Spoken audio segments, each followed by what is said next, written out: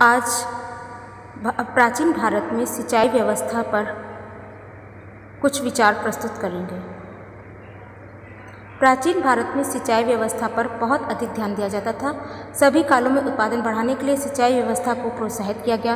भारत में कृषि का कार्य प्रारंभ में नवपाषाण काल से हो गया था, लेकिन इस समय मानव कृषि के लिए वर्षा पर ही निर्भर था। सैंधव सभ्यता के काल में सिंचाई व्यवस्था के स्पष्ट साक्ष्य तो नहीं मिलते, लेकिन नगरों में सुनियोजित नालियों के निर्माण तथा घरों में कुओं का मिलना इस बात का सबूत था।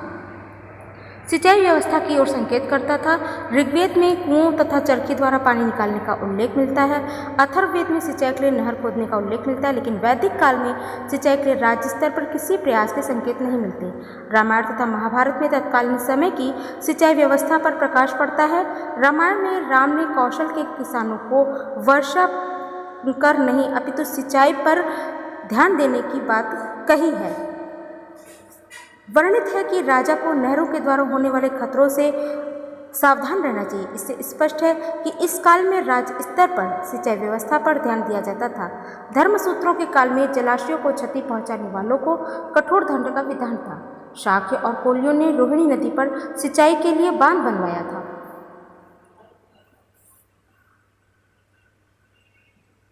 मौर्य काल में कृषि उत्पादकता को बढ़ाने के लिए राज्य स्तर पर व्यवस्थित प्रयास किए गए।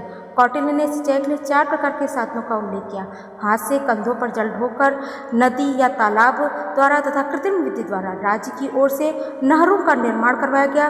तालाब तथा नहरों से सिंचाई करने वालों का उत्पादन का 1/3 भाग कर के लिए देना पड़ता था। सिंचाई व्यवस्था की देखरेख के लिए राजकीय कर्मचारी नियुक्त किए जाते थे।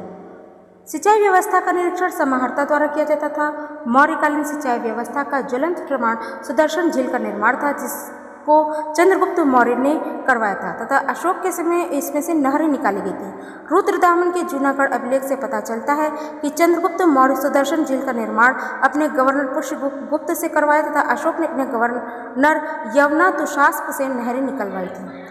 मौर्योत्तर काल में भी निजी तथा राजकीय दोनों स्तरों पर सिंचाई व्यवस्था के प्रबंध किए थे। हाथी गुम्फा अभिलेख से ज्ञात होता है कि खारवेल ने मौर्यकालीन निर्मित नहर को अपने राज्यारोहण के 5वें वर्ष में कलिंग नहर में प्रविष्ट कराया। मथुरा प्रस्तर लेख से ज्ञात होता है कि शक नरेश शोडाश ने सिंचाई के लिए तालाब का निर्माण करवाया था।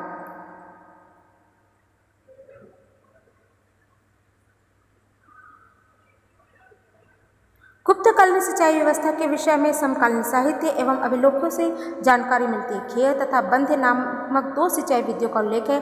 खेय से तात्पर्य कुआं से है तथा बंध से तात्पर्य बांध से है। इस काल के अभिलेखों से भी सिंचाई व्यवस्था पर प्रकाश पड़ता है। स्कंदगुप्त ने जूनागढ़ अभिलेख में सिंचाई व्यवस्था को सुदृढ़ करने के लिए सुदर्शन झील का पुनर्निर्माण वहाँ के नगर प्रमुख चक्रपाली से करवाया था। ऐसा उसने उत्कीर्ण भी कराया है।